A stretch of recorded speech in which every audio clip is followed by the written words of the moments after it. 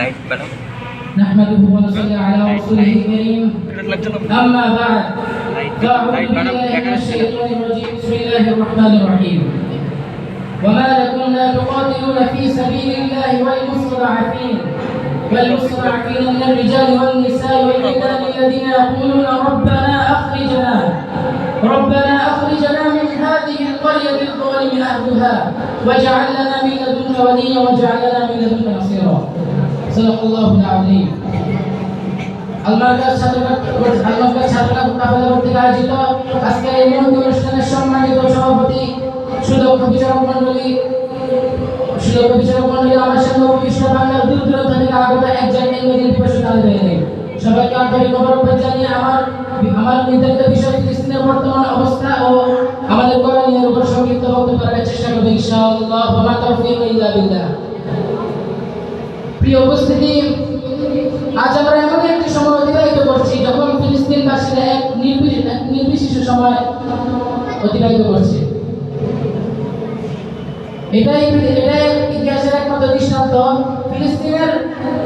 ফিলিস্তিনের বিশাল অঞ্চলের জনগোষ্ঠীকে এভাবে ঘেরাও করে তাদের জীবন অবরুদ্ধ করে, সাহায্যের পথ বন্ধ করে, রাত দিন তাদের উপর হামলা ও অবিরাম বর্ষণ করে, বছরের পর বছর মসজিদে আকসার প্রাঙ্গণে এবং ভিতরেও তাদের উপর বন্দুকের তাক করে নিত্যদিন তাদের উপর তাণ্ডব চালিয়েছে সেই পশ্চিমাদের যার সন্তান, অবৈধ সন্তান ইসরায়েল।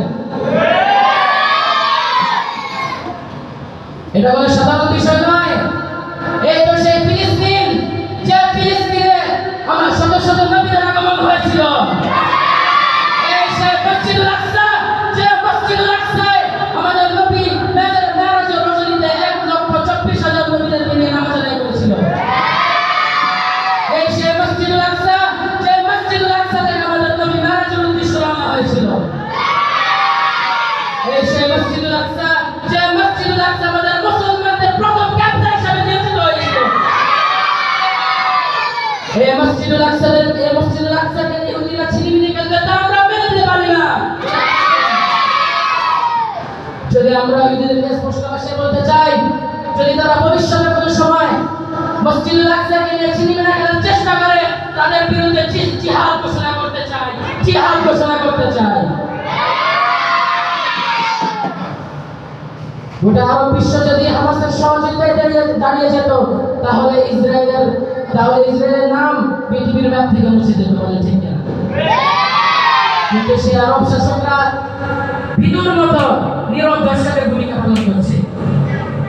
সে আরব দেশকে আমি বলতে চাই, সে আরব বিশ্বকে আমি বলতে চাই, আপনার মতো ভীতু, আপনার মতো দালাল, আপনার মতো দেশবাজ, আপনার মতো মুনাফিক আমার নবীর দেশের মানুষের পারে না।